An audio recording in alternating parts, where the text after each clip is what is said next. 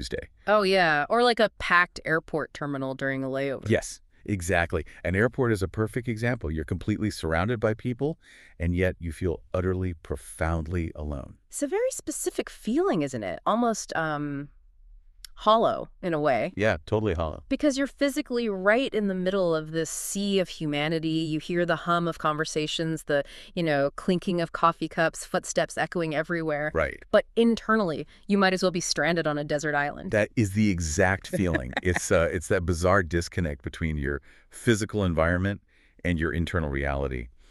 And today, for our deep dive, we are stepping right into a painting that somehow perfectly captured that exact modern feeling. And well, maybe even predicted it. Right. Predicted it over 80 years ago. Mm-hmm. We are doing a deep dive into Edward Hopper's 1942 masterpiece, Nighthawks. Such an iconic piece. I mean, most people would instantly recognize the image, even if they can't quite recall the title or the artist. Yeah, it's just deeply ingrained in American visual culture. Exactly. You've got the late-night diner on a street corner, wrapped in that curved glass. Inside, just a few patrons hunched over a counter under this really harsh light. Surrounded by dark, empty city streets. Right. But we are going to look at it through a completely different lens today for you listening. We have this fascinating analytical breakdown in front of us titled The Architectural Anatomy of Loneliness. Which is such a great title. It really is. Yeah. And our mission for this deep dive is to decode the specific, really subtle choices Hopper makes with light and physical space. Because as this analysis reveals, the composition isn't just some random snapshot of a city. No, not at all. It actually serves as a deliberate architectural blueprint for human ideation. Yeah. And I promise you, by the time we finish unpacking the mechanics of how this image works, you will never look at this painting. Or a crowded room, really. Exactly. Or a crowded room, the same way again. The power of the painting really lies in how it manipulates the viewer's perception. Right. Hopper uses the physical environment, like the actual geometry of the scene, to dictate an emotional state without you even realizing it at first glance. So let's start with the physical space itself, which our breakdown refers to as a trap hidden in plain sight. A trap, yeah. Because at first glance, Nighthawks seems like a really straightforward, mundane scene. Very ordinary. Right. It's a diner late at night. You have a worker behind the counter, 3 customers. It just looks like a simple slice of everyday urban life. It creates this incredibly powerful illusion of simplicity. You have the clean lines of the diner, those recognizable metal coffee urns in the background. Oh, yeah, those big silver ones. Yeah, and the familiar cherry wood counter. It basically lulls your brain into categorizing it as a casual, safe moment captured in an ordinary city. But, okay, I want you, the listener, to picture that diner in your mind's eye right now. Or pull it up on your phone if you can. Highly recommend looking at it. Trace your eyes along the exterior wall of that building, moving from the left side of the canvas all the way around that curved glass to the right. Mm-hmm. Look closely at the brickwork, the foundation. I was staring at this thing for 10 minutes before the analysis pointed out something absolutely terrifying. It really is unsettling once you see it. There is no door. None. There is literally no visible entrance on the street level. There is no way in. And maybe more panic-inducing, there's no way out. Right. The dark street outside is completely empty, and the subjects sitting at the counter are sealed inside the frame of the diner. Sealed is the perfect word for it. When you finally notice that the door is missing, the entire vibe of the painting just shifts beneath your feet. It really does. It suddenly feels like looking at an aquarium. Mm. Or like a glass terrarium. Oh, a terrarium's a great analogy. You aren't looking at a welcoming neighborhood cafe that you could just casually walk into to escape the night air. Mm. You are looking at human specimens sealed permanently inside a vacuum. But I have to push back a little here just to play devil's advocate. Sure. Because I feel like it is so easy to over-intellectualize art sometimes. Oh, absolutely. Couldn't this just be a matter of perspective? Like, Hopper is painting from a specific vantage point on the sidewalk, and the door is just logically around the corner or out of frame. Well, that is a very fair initial reaction. We always want to give the scene the benefit of a logical, real-world layout. Right. Our brains crave logic. Exactly. But when we look at Hopper's broader process and just his meticulous nature as a painter, we see that nothing he puts on, Or leaves off. right, or leaves off the canvas, is a casual oversight. He sketched his environments obsessively. Wow. So by deliberately choosing an angle that obscures any possible entrance or exit, and by rendering the glass so seamlessly, Hopper forces the painting to cross a line. A line from what to what? Well, it stops being a literal representation of a physical city street, and it becomes a psychological landscape. Okay, so the lack of a door is an intentional mechanism. Yes. The architecture itself becomes a metaphor for the feeling of being trapped in your own loneliness. Wow. Think about the physical properties of that glass. You can see the outside world perfectly through it. Right, it's totally transparent. The people inside can look out into the city, but they cannot reach it, and the outside world cannot reach them. That is It's just a... highly engineered, no-escape architecture. Hopper basically constructed a visual manifestation of a mental state. That is incredibly bleak when you really think about it. The characters are physically trapped inside this brightly lit glass box. Mm-hmm.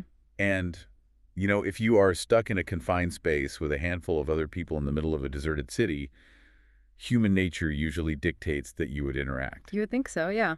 You'd expect some sort of connection to break the tension. Because humans are inherently social creatures. When we share a confined environment, especially late at night when the rest of the world is asleep. Right, like being the only ones awake. Yeah, exactly. There's usually a gravitational pull toward interaction, even if it is just a shared glance of solidarity or, I don't know, a brief conversation about the weather with the guy pouring your coffee. But the analysis points out the complete absence of that gravity here. Yes, none of it. Which brings us to the anatomy of the figures. We have a worker in a white uniform behind the counter, a man sitting alone with his back turned to us. He's kind of hunched over. Yeah. And a couple sitting facing us. And yet, nobody is talking. Nobody is making eye contact. Nobody is touching. The silence in that room feels almost suffocating. It's a deafening stillness. Let's actually look closer at that couple. Right, the man and the woman sitting shoulder to shoulder. Yeah. They are occupying the exact same tight physical space.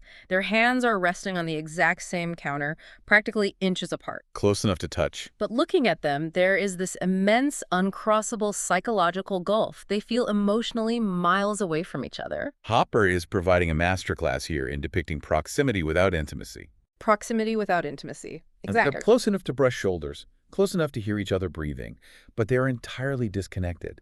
Their gazes don't meet. Their body language is completely closed off. It instantly reminds me of the modern experience of doom scrolling next to a partner. Oh my gosh, yes. That is exactly what it feels like. You know that feeling where you are sitting on the couch together at the end of the day? Your knees might even be touching. Right. But one of you is deep into a social media feed and the other is answering work emails. You're physically sharing the same cushions, but mentally, you are orbiting totally different planets. And that silence can feel heavier than if you were actually alone in the house. Why is that, though? Does forcing people into close physical proximity actually amplify the feeling of loneliness? Oh, it absolutely amplifies it, because the failure to connect is happening right in front of you. Oh, wow. True. Painful loneliness isn't just about solitude. I mean, solitude can be restorative. You can go for a walk in the woods alone and feel completely at peace. Sure, yeah. The deepest form of loneliness is the contrast. The contrast. It's the experience of being near others, being surrounded by the immediate potential for human warmth, and still remaining entirely disconnected.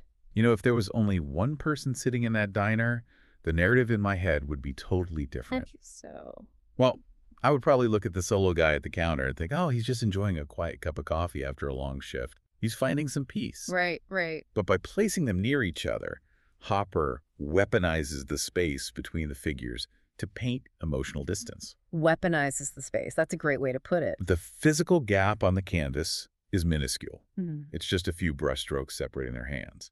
But the emotional gap is a chasm. He is showing the viewer that sharing a physical environment with someone does not guarantee a shared experience. Wow. You can be right next to someone and still be locked securely inside your own internal world. Okay, so we have this missing door trapping them in, and this heavy, loud silence keeping them miles apart from each other. Now, if the people are providing absolutely zero interpersonal warmth, the natural instinct is to look to the environment itself for some kind of comfort. Right, you look for a cozy vibe. Exactly. Yeah. And here is where the breakdown gets into the mechanics of the lighting, which is just fascinating. The lighting in Nighthawks is arguably its most famous element. Oh, definitely. And it is also its most deceptive. Because usually in art, or even in movies, light represents hope or safety. Right. If you are walking down a dark, sketchy street in a city, You naturally look for the street lamp or the glowing neon sign of an open business. You gravitate toward the light because it feels safe. Of course. And in this painting, the diner is the absolute brightest place on the canvas. It is this glowing beacon cutting through the incredibly dark, empty streets. Hmm. And yet, sitting under all that light doesn't feel warm at all. The scene feels freezing. Consider how Hopper achieves that chill, though. It's a harsh, uncompromising brightness. Yeah, it's not a cozy fireplace. Yeah, right. It isn't the warm golden glow of a hearth or the soft yellow of an old incandescent street lamp. No, it has this sickly fluorescent quality to it. The light spilling onto the sidewalk is almost a pale, unnatural yellow-green. Very sterile. It doesn't invite you in to warm your hands. It reminds me of walking into a 24-hour pharmacy at 3 in the morning, where the fluorescent bulbs are just buzzing. Oh, I know exactly what you mean. Or like standing in the middle of an empty corporate office building long after everyone has gone home. It is so bright that it makes you feel exposed. Exposed. Yes. When I look at the light bouncing off the sharp angles of that counter, it doesn't feel like a beacon of safety. It feels more like an interrogation room. That is a really powerful distinction, an interrogator spotlight rather than a welcoming hearth. Yeah, What is so brilliant here is how Hopper strips away the comfort that shadows usually provide. wait, shadows provide comfort. Well, typically we associate shadows with danger and light with security, but here the light is entirely clinical. Ah, I see. It takes away any place for the subjects to hide. Exactly. It forces them into a state of glaring visibility. They are entirely illuminated for the whole dark street to observe, sitting inside their glass box. But that extreme visibility offers zero emotional warmth. None. It perfectly visualizes the psychological concept of being seen without being known. Seen without being known. Wow. Every detail of their clothing, their posture, their coffee cups is illuminated, but their internal lives remain completely opaque to one another. So the light is actually working against them. It's highlighting their isolation rather than curing it. Right. You can sit under the brightest lights in the city and still feel profoundly invisible. The lighting acts as an amplifier for the emotional distance we just talked about. It bounces off the cold, hard surfaces. The glass, a tile. Yeah, the metal coffee urns, and it offers no softness whatsoever. Okay, so we've established the how. We understand the mechanics of how Hopper built this incredibly cold, inescapable atmosphere. The literal architecture of it. Right. We have the psychological trap of the glass box with no doors, Yeah. the suffocating silence between the figures, and the freezing clinical light. Yep. But what the analysis also dives into is the why. Because art doesn't just spontaneously generate in a vacuum. Absolutely not. We have to look at the historical era that birthed this specific painting and why its message still hits us so hard today. The context of its creation is absolutely crucial to understanding its emotional weight. Nighthawks was completed in 1942. Which places it right in the thick of World War II. Right. The United States had just entered the conflict following Pearl Harbor. The entire country was gripped by this sudden, overwhelming sense of vulnerability and anxiety. And that era presented a profound paradox for the American public, particularly in urban centers. A paradox. Yeah, because on one hand, due to the wartime industrial boom, cities were more crowded than they had ever been. Millions of people were migrating to urban areas for factory work and military deployment. Okay, so massive influx of people. Exactly. You had people crammed into subway cars, living in densely packed apartment buildings, walking shoulder to shoulder on the sidewalks. But despite all that physical crowding, the overriding emotion was one of deep isolation. The analysis makes a brilliant connection here. The architectural isolation of the diner mirrors exactly what society was experiencing on a macro level. Whoa. People were physically packed together, but internally they were carrying massive silent burdens. Because of the war. Right. Everyone had a brother, a husband, or a son overseas. Everyone was terrified of what the morning newspaper would bring. But there was a societal expectation to just keep a stiff upper lip, to carry on with your daily routine. Exactly. So you had a whole society of people crowded together, but emotionally guarded and locked in their own internal fears. Mm-hmm. The proximity without intimacy wasn't just a scene in a diner. It was the default state of the American city in 1942. It really was. I also think about the literal environment of the war. They had blackout drills in coastal cities, right? Yes, they did. So the idea of a dark, empty street with one isolated pocket of light takes on a much more ominous tone when you realize the city might have been dark to avoid air raids. That's a great point. The war era essentially created a blueprint for modern anxiety. It was a shared collective trauma, but one that was suffered individually in silence. In silence. Wow. The people in the painting are doing exactly what the public was doing, sitting in close quarters, bathed in clinical light, keeping their thoughts completely to themselves. Which leads to this incredible realization. This painting isn't really about a late-night coffee break at all. Not at all. It is a timeless reflection of the modern human condition. And the irony is just staggering to me. How do you mean? A painting created in the 1940s somehow managed to capture the exact, precise flavor of isolation that we experience right now in our hyper-connected digital world. Hopper basically diagnosed the trajectory of modern society. He really did. He recognized early on that as urban spaces grew denser and as the pace of life accelerated, the opportunities for superficial proximity would skyrocket. While the opportunities for genuine, deep intimacy might actually deteriorate. Exactly. It is the 1942 equivalent of having 5,000 followers online, but realizing you don't have a single person you can call when you're having a really bad day. That is exactly it. We are still living in the exact world Hopper painted. We have built a society of glass boxes and bright screens where we can all see each other perfectly. We see everything. Right. We know what everyone had for breakfast, we see their vacation photos, but we can't actually reach each other. The technology has evolved, the fashion has changed, but the emotional landscape Hopper mapped out is entirely contemporary. It's timeless. And that is the reason millions of people still stand in front of this canvas at the Art Institute of Chicago and feel an immediate, visceral connection to it. They see their own modern loneliness reflected back at them. So when we step back and look at the sum of these parts, what does it all actually mean for us? The architectural anatomy of loneliness shows us that Nighthawks achieves its legendary status, not necessarily through what Hopper put on the canvas, but through what is glaringly missing from it. It is a masterclass in the power of negative space, both literal and emotional. By removing the doors, silencing the conversation, and stripping the warmth away from the light, Hopper forces us to realize that true isolation is an internal architecture. Internal architecture. Yeah. You don't need to be alone in a cabin in the woods to feel isolated.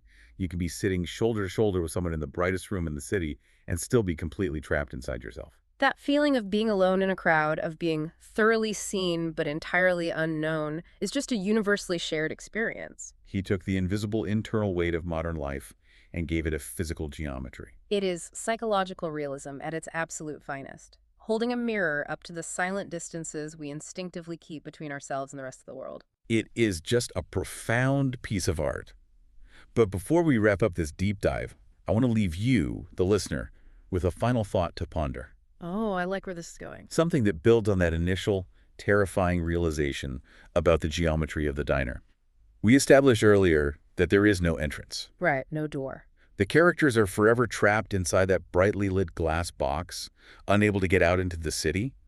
But consider the flip side of that equation. Okay. If the diner has no door, and the people inside cannot get out, doesn't that mean we, the viewers, are permanently trapped on the outside? Wow. We are positioned perfectly on that dark, empty sidewalk. We are part of the darkness. Yeah. The next time you're walking down a quiet street at night and you look through the window of a brightly lit cafe or a late-night diner, ask yourself, are you just the impartial observer taking in a slice of city life? Or are you just another isolated figure standing out in the cold, forever looking in?